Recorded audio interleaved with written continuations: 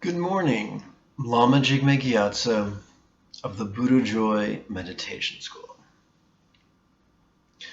Let's take a moment to speak about Star Wars Episode 5, The Empire Strikes Back. Quick caveat.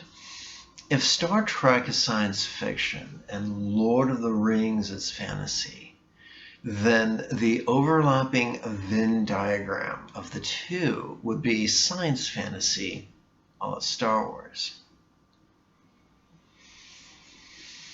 Remember, I think it was the third reel of Empire Strikes Back when we see Luke's first encounter with Yoda on the swamp planet of Dagobah.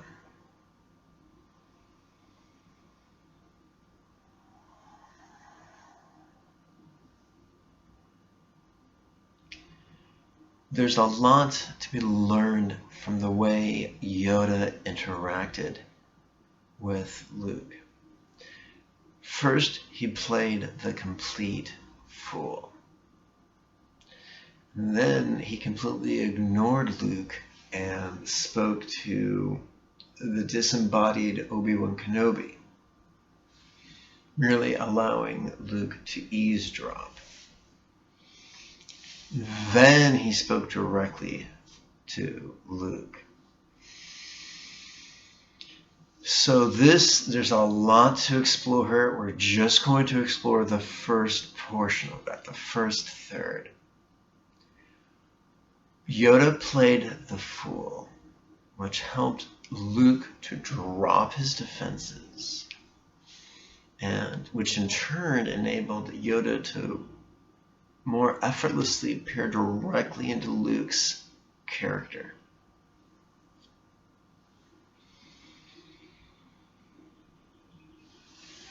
To put it succinctly, the price of perception is a vulnerability. We can either front and put our energy into looking a certain way and being perceived a certain way, or we could put all our energy into perception. We can allow our facades just to crumble. We can be centered and spontaneous and consequently as playful as a child. Doing that won't really build our dignity. Doing that probably won't win friends and influence people. But if what we value in the moment is perception, then being centered and spontaneous will give us a lot of information. Over the decades, I've encountered many teachers, some authentic, others not. The most efficient way to cut through the tangled grove of our preconceptions and our fears and our arrogance is to put them aside. Be centered, be spontaneous, be hyper vulnerable. And just watch. After the encounter, if we persist in walking and noticing and relaxing and flowing, or in other words, practicing mindfulness, insight, and simplicity, then everything will sort itself out. We won't have to figure out whether the advice we got was good. We won't have to figure out whether the person who was in the role of teacher was a good teacher or not. If we simply persist in noticing and relaxing and flowing, we'll get what I call the psychic download. The insight will percolate up from a centered place, and we'll be able to see the value of the input or not.